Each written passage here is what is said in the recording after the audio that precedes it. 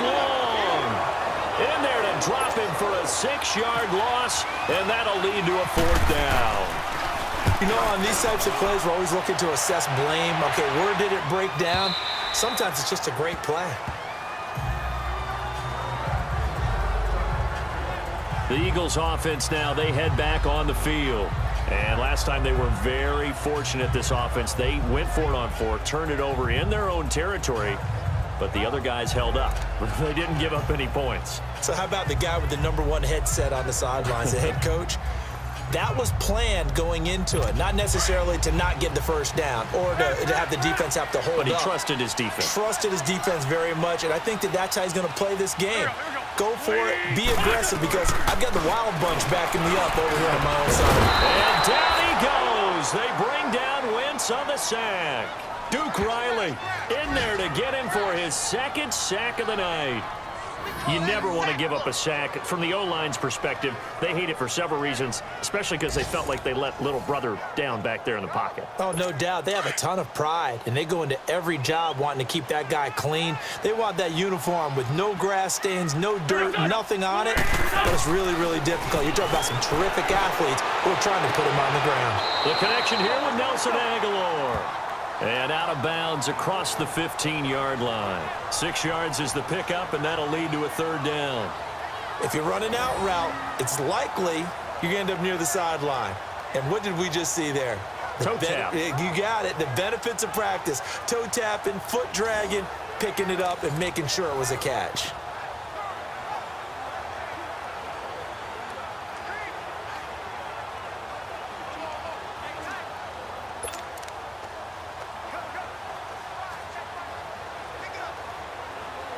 The Eagles on 3rd down. 3 for 7 so far in this game. This is going to be 3rd and 13. From the gun, it's Wentz. Now he'll dump it underneath to his running back, complete. And he's able to get up here to the 26. It'll be a gain of 8 yards, and it'll be 4th down. Instead of throwing it downfield, Charles, they just tried to dump it underneath there. You like the call? I do. I think it's a high-percentage play because you get the completion, and what you're counting on is your back to use his legs and his elusiveness to make people miss and pick up the 1st down. In this case, it didn't happen.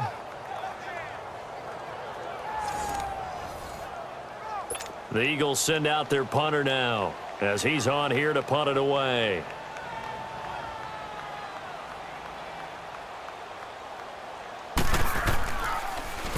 And he gets this away, and look at this. This is a good one.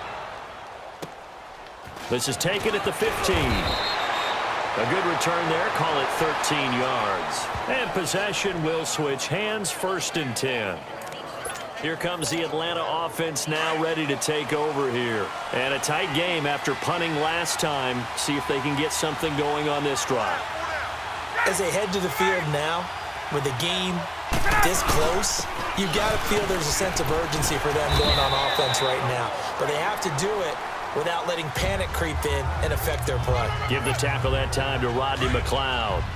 Now, I'm guessing you'd say this is kind of the key here. Grind out some yardage, work on that clock, see if you can continue to tick it down. Definitely. You want to bleed things out at this point, right? Continue to possess the football, gain some yardage, and put the onus on the defense. Do they have to use timeouts? What are they going to do to stop you? You're taking charge. Call it a gain of 7, and it gets him a new set of downs. Well, it is our business to analyze what we saw out there, and on that play, I saw a defense staying in base, not taking a chance, not blitzing, in a situation where they absolutely need the football back. That's either a case of overthinking it or not thinking it through. If you do blitz, do you have to be careful about where you're coming from, or are you just coming from all angles? You have to be careful about where you're coming from, obviously, but at this stage, you have to take a few chances as well. There we go.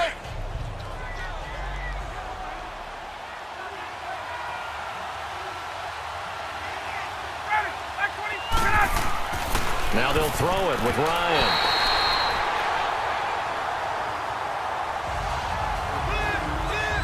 Give him credit for batting it away, but unable to come up with the interception, and sometimes that joke does come true. Guys are on defense for a reason. Maybe their hands aren't quite as skillful as the guys on offense, but a lot of credit on that play for just knocking it away.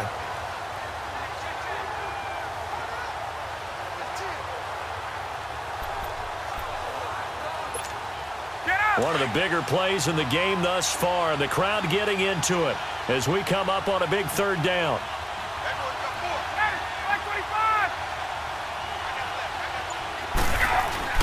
Now Ryan.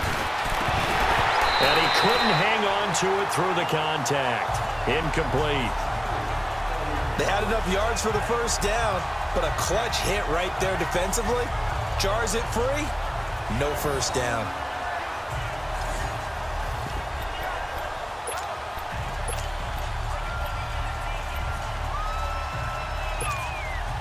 And here's a big one now. Trying to hold this lead. They're going to go for it here on fourth down.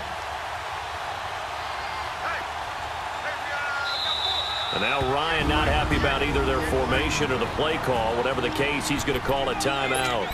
That's going to leave him with just one remaining here in this fourth quarter. This offense has gone for it 5 times already. They're now going to go for a 6th fourth down try. Let's go. The Falcons will go for it. It's Ryan. It's complete. Swings it out to his running back. Dan Quinn's guys unable to come through there on fourth down. And the Eagles are going to take over in great field position. Boy, you talk about not playing it safe. Why were they going for it there, Charles? It's got to be a full evaluation of their team. Do they trust their defense in this situation? Maybe they think they've given all they can in this game and they don't have anything left. Do they not trust that the other team's quarterback is just so hot that no matter where they get the ball, they go downfield? Remember when Bill Belichick went for it in that game, right, against Indianapolis on the road, and everybody said, why'd you go for it there? I think he just thought to himself, on the other side, if they hit the ball, they're going downfield anyway. He was trying to end the game right there with his own offense. And he's going to go out of bounds, taking it down inside the 25. He got 29 yards that time. Working the sideline there. Good route, good catch. First down, and he gets out of bounds. Now you have to like the play calling because you have to run some guys down the middle of the field to draw some of the defenders away. They can't just let them guard the sideline exclusively. That's how it's going to work. Sidelines and incompletions to use the clock. And he'll get it down this time to the 17. A gain of 6 there on first. I know many people like to throw to the tight end, maybe in a little flexed out position because he creates mismatches with his size. But slot receivers do the same thing with their quickness, their speed, and their route running savvy. So it's Eagle football here as we get you reset. And let's see what they've come up with offensively after having time to talk it over.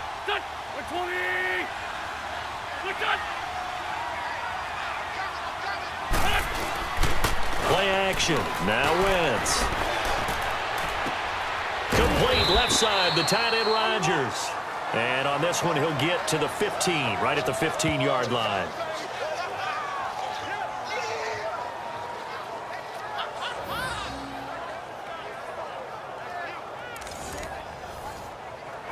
The Eagles on third down. They've converted 3 times in 8 chances. This time they face a 3rd and 2. He's back to throw. Screen pass to Sproles.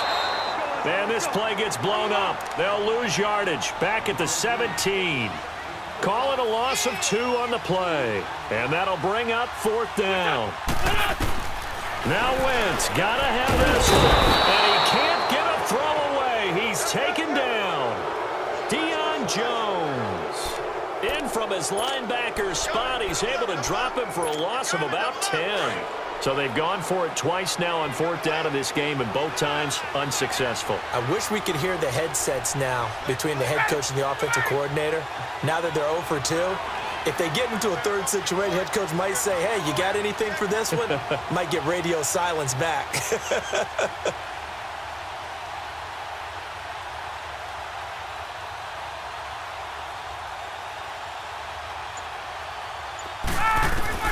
Oh, look at this. Ryan's going to throw it. And he can't get a throw off. He's taken down. What a huge play at this point in the game. Now, following the sack, they'll look to make amends on a 2nd down and 17.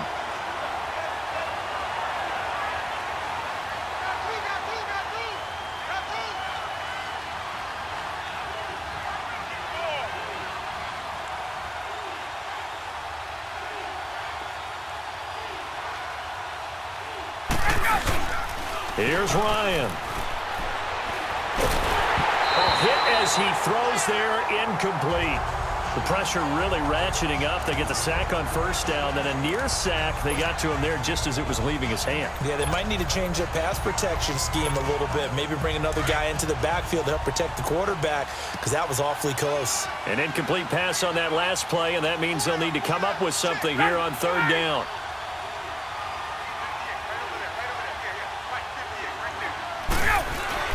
Here's Ryan. And it's complete. Hooper. And he's going to be out of bounds up around the 45-yard line. A really nice gain of 25 yards. He's been the go-to guy. They needed a big play there on third down. Went his way. It worked out. Doesn't matter whether they've scouted it or that they think he's going to get the ball. He has a knack for finding his way open and completing the connection.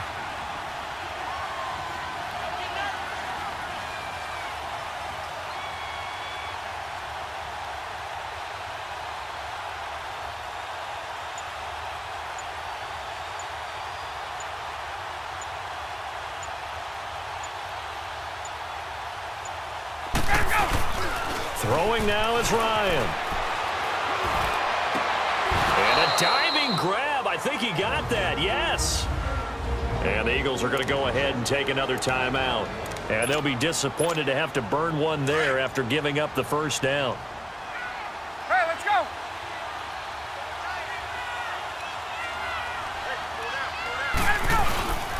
This is Coleman. And a short gain down to about the 33.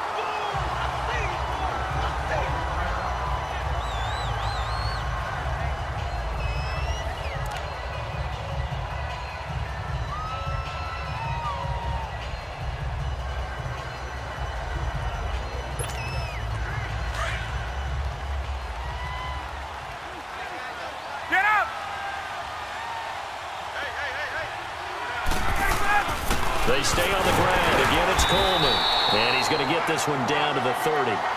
Another 2-yard gain there, but they'll need to do better this time. It's 3rd and 6. Charles, why didn't they just take the knee there? You're asking the question that I'm asking as well, because we've seen a lot of football where coaches decide maybe they get a little greedy. I don't know if they're doing it for stats or for what reason. We've seen it happen in college. And how about in the NFL? The miracle of the Meadowlands. All they had to do was take a knee and the game was over. The Giants ran it one more time. Ball popped free. Philadelphia picks it up and wins the game. What year was that? 1978. I think it was in November.